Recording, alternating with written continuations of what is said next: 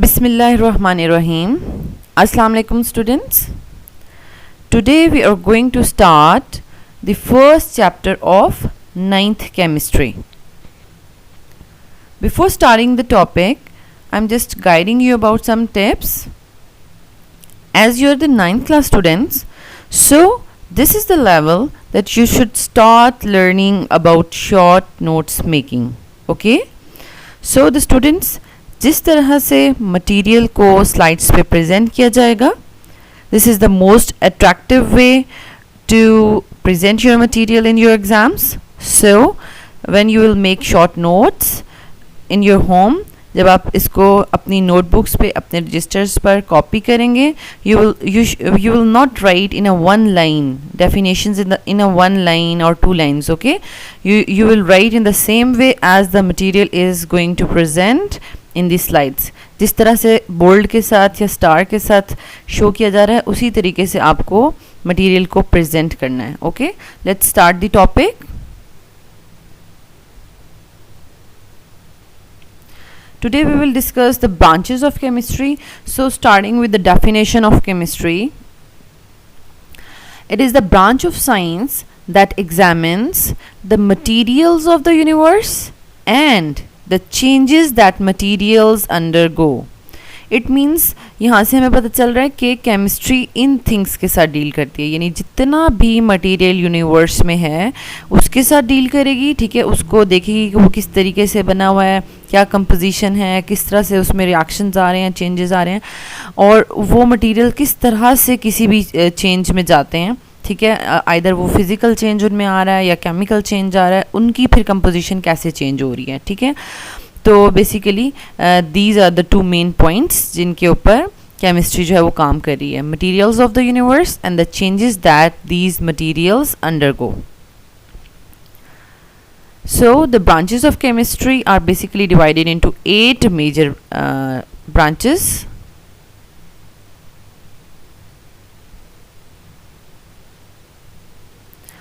Okay, physical chemistry is the first one. That is, it is the branch of chemistry that deals with the laws and theories to understand the structure and changes of matter. अब यहाँ पर मैंने इसको किस तरह से present किया. ठीक है, कि बेसिकली फिज़िकल केमिस्ट्री क्या कर रही है. सबसे पहले तो आप ये नोट डाउन कर लें कि every first line of the जो भी हमारी डेफिनेशन है वो इस तरह से स्टार्ट होगी कि दिस इज़ द की, आप कह सकते हो की लाइन है हमारे पास. It is the branch of chemistry that deals with, in every definition will start with this line. Okay, और फिज़िकल केमिस्ट्री में हम उन तमाम लॉज और थ्योरीज़ को डिस्कस करेंगे जो किसी भी मैटर के स्ट्रक्चर को या उसके चेंजेस ऑफ मैटर को अंडरस्टैंड करने के लिए ज़रूरी है. फॉर एग्जांपल यहाँ पर मैंने एक फिज़िकल चेंज शो किया है, conversion of ice in liquid and then into gaseous form. अब ये जो चेंजेस आ रहे हैं वाटर में, solid to liquid to vapours, ठीक है, तो उसके लिए जो जो लॉज एंड थ्योरीज़ हैं, किस तरह से ये चेंज आ रहा है, उनको फिज़िकल केमिस्ट्री डील कर रही है. Second branch, organic chemistry. It is the branch of chemistry that deals with the substances containing carbon. यही इसकी डेफिनेशन है. All carbon containing compounds को organic chemistry deal करेगी. But there is a limitation. Some carbon compounds such as carbon dioxide, carbon monoxide, carbonates and bicarbonates are studied in inorganic chemistry because of their properties. इनमें carbon तो है लेकिन इनकी properties organic compound से match नहीं करती, inorganic compound से match करती हैं. दैट्स वाई हम इनको इनऑर्गेनिक केमिस्ट्री में डील करेंगे. Okay, so these compounds, carbon containing compounds, will study under inorganic chemistry. Okay, third branch, inorganic chemistry. It is the branch of chemistry that deals with elements and their compounds except organic compounds. It means organic compounds carbon containing जो main compounds थे, उनके अलावा जितने भी elements और उनके compounds होंगे वो इनऑर्गेनिक केमिस्ट्री में स्टडी किए जाएंगे. Fourth branch of chemistry, biochemistry. It is the branch of chemistry that deals with the physical and chemical changes that occur in living organism. अब bio means living things, ठीक है, इसलिए living things के अंदर जो भी चेंज आ रहे हैं, ठीक है, फिजिकल आइदर केमिकल, उनको हम बायोकेमिस्ट्री में स्टडी करेंगे. Okay, the next branch, fifth one, industrial chemistry. It is the branch of chemistry that deals with the methods and use of technology in the large scale production of useful substances. अब industrial level पर इतने बड़े large scale पर सब methods और technologies को use करते हुए यूज़फुल प्रोडक्ट्स बनाई जाती हैं. हम अपनी डेली लाइफ में देख सकते हैं कि इंडस्ट्रियल केमिस्ट्री जो है वो किस तरह से बहुत यूज़फुल प्रोडक्ट्स बनाने के लिए न्यू मेथड्स और टेक्नोलॉजीज़ इन्वेंट करती जा रही है. ठीक है, फॉर एग्जांपल अगर हम डेली लाइफ में देखें, सोप्स, डिटर्जेंट्स, ऑयल, घी, सीमेंट, ये तमाम चीज़ें बड़े स्केल पे, लार्ज स्केल पे इंडस्ट्रियल लेवल पर बनाई जाती हैं. ठीक है, बट इनके मेथड्स में किस तरह से चेंजेस लानी है, कौन से मेथड्स बेटर हैं, कौन सी न्यू टेक्नोलॉजी आ रही है इन प्रोडक्ट्स को बनाने के लिए, all these will be studied in industrial chemistry. Nuclear chemistry, it is the branch of chemistry that deals with the changes that occur in atomic nuclei.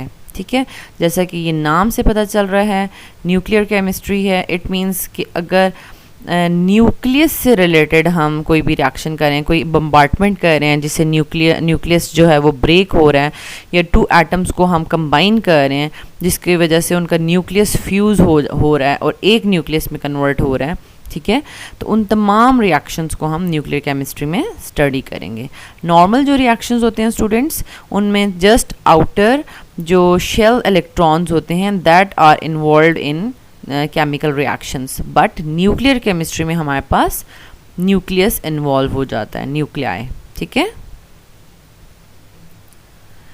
Seventh one, environmental chemistry. It is the branch of chemistry that deals with the chemicals and toxic substances that pollute the environment and their adverse effects on human beings.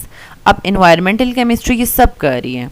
Toxic substances और chemicals जो कि हमारे environment को pollute करें, उन तमाम को भी डील कर रही है, स्टडी कर रही है, एंड उनको कैसे कंट्रोल किया जाए, ये सारे जो भी मेथड्स हैं ना, ये एनवायरमेंटल केमिस्ट्री में पढ़े जाएंगे. And there adverse effects on human beings, और ह्यूमन बींग्स जैसे लिविंग थिंग है, तो इन केमिकल्स का ह्यूमन बींग्स के ऊपर क्या इफ़ेक्ट हो रहा है, ठीक है, उसको भी स्टडी किया जा रहा है. आइदर कोई भी हमारे पास हार्मफुल गैसेस हैं, अगर वो इन्वायरमेंट में जा रही हैं, तो अगर ह्यूमन बींग्स उसको इनहेल करते हैं तो लंग्स प्रॉब्लम हो रहा है या क्या स्किन प्रॉब्लम हो रहा है. ठीक है, तो इन तमाम चीज़ों को स्टडी जो है वो हम एनवायरमेंटल केमिस्ट्री में करेंगे. एंड द लास्ट वन, ये आपके पास एनवायरमेंटल केमिस्ट्री का दिखाया हुआ है. ठीक है, मीन्स के इंडस्ट्रीज़ हैं, हार्मफुल गैसेस प्रोड्यूस कर रही हैं जिसकी वजह से एसिड रेन हो रही है. एसिड रेन अगर प्लांट्स में जाती है या रिवर में जाती है, वहाँ पे भी हमारे पास वाटर बॉडीज़ हैं, लिविंग वाटर बॉडीज़ हैं, या ह्यूमन बींग्स के ऊपर फॉल करती है. इन तमाम चीज़ों को जो है वो हम एनवायरमेंटल केमिस्ट्री में स्टडी करेंगे. And the last one, analytical chemistry. It is the branch of chemistry that deals with the methods and instruments for determining the composition of matter. यानी कोई भी हमारे पास मैटर है, ठीक है, आइदर ऑलरेडी नेचुरली अकरिंग है या हम खुद उसको बना रहे हैं, लैब में प्रिपेयर कर रहे हैं, उसके लिए कौन से मेथड्स यूज़ किए जाएंगे, कौन से न्यू इंस्ट्रूमेंट्स आ रहे हैं, इन्वेंशंस हो रही हैं, और उनकी कंपोजिशन को फाइंड आउट किया जा रहा है कि आइदर ये इसमें क्या है, किन एलिमेंट से मिलकर बना है, carbon, hydrogen, nitrogen and so on. ठीक है, तो उन तमाम जो स्टडीज़ हैं कंपोजिशन ऑफ मैटर को फाइंड आउट करने के लिए वो एनालिटिकल केमिस्ट्री में स्टडी किया जाएगा. Okay, this is the exam question slide, this is the most important one. आपके पास ये जो हमने आज टॉपिक स्टडी किया है ब्रांचेस ऑफ केमिस्ट्री, इसमें से 2 ब्रांचेस का डिफरेंस आ सकता है, ठीक है, differentiate between 2 branches of chemistry, कोई भी 2 ब्रांचेस आ सकती हैं, या फिर ऑब्जेक्टिव भी आ सकता है। यहाँ पर देखें फेडरल बोर्ड 2018 सप्लीमेंट्री पेपर में इस तरह से ऑब्जेक्टिव आया था, some carbon compounds such as carbon dioxide, carbon monoxide, carbonates and hydrogen carbonates are studied in branch of chemistry. अब कार्बन है तो स्टूडेंट्स कंफ्यूज होके कि इन तमाम में कार्बन है, तो वो अगर स्टूडेंट्स ऑर्गेनिक केमिस्ट्री यानी ए ऑप्शन को करेक्ट करते हैं तो ये उनका रॉन्ग हो जाएगा, ठीक है। तो बेसिकली हमारे पास इसका आंसर क्या है, इनऑर्गेनिक केमिस्ट्री, बिकॉज इन तमाम कार्बन कंटेनिंग कंपाउंड्स की प्रॉपर्टीज़ ऑर्गेनिक कंपाउंड से मैच नहीं करती, that's why they are studied in inorganic chemistry. Okay, thank you so much for watching this video. अगर आपको ये वीडियो अच्छी लगी है तो आप इसको लाइक कर दें, चैनल के बटन को सब्सक्राइब कर दें और बेल आइकन को भी प्रेस कर दें ताकि न्यू आने वाले लेक्चर्स का नोटिफिकेशन आपको मिलता रहे। Thank you so much.